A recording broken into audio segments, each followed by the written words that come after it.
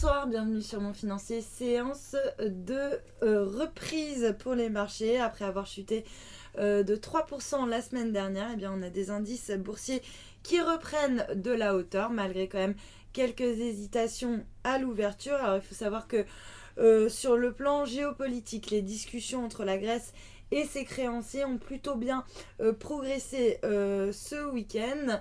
Les deux parties, donc que ce soit la Grèce et les créanciers, eh bien, affichent leur optimisme, ce qui permet eh bien, pour l'instant d'éloigner le risque d'une faillite de la Grèce ou bien même d'un Grexit, c'est-à-dire le risque eh bien, de voir Athènes sortir de la zone euro. Sur le front économique, les PMI ont montré que la reprise se poursuivait en zone euro, mais que il y avait quand même eu un léger ralentissement de la croissance qui va porter un coup d'arrêt à l'optimisme de ceux qui pensaient finalement que le QE qui a été lancé par la BCE allait tout régler. Finalement, ça va être un petit peu plus compliqué que ça, notamment en France, hein, où les indices eh bien, continuent de témoigner d'une contraction de l'activité économique. Le CAC, lui, eh bien, reste optimiste, hein, il s'adjuge 0,88%. On renoue avec les 5090 points. Le CAC qui est allé voir un plus haut en séance à 5110 points. Du côté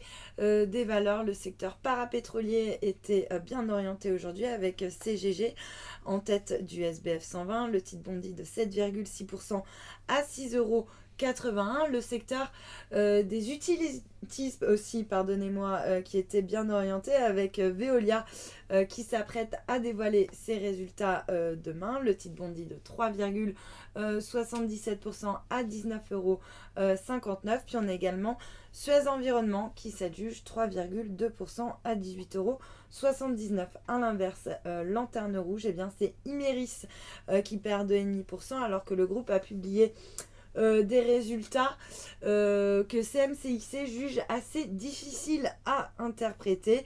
CMCIC qui ajoute que la valeur lui paraît un petit peu chère en termes de ratio cours sur bénéfice. Donc un peu de pression sur Imerys à l'approche des résultats. Et puis pour terminer, Inat Pharma hein, qui poursuit sa progression. C'est vraiment l'euphorie sur ce titre avec des analyses qui continuent de revoir à la hausse leur objectif de cours sur Inat Pharma depuis qu'elle a signé un accord avec AstraZeneca. Et puis sur le marché d'échange, l'euro, lui, marque une pause face au dollar. Il perd 0,35%. On repasse largement sous le seuil des 1,12. Il cède également 0,3% par rapport au yen à 134,16 yens. Et puis pour terminer, le billet vert qui lui reste stable face au yen autour des 120,19 yens.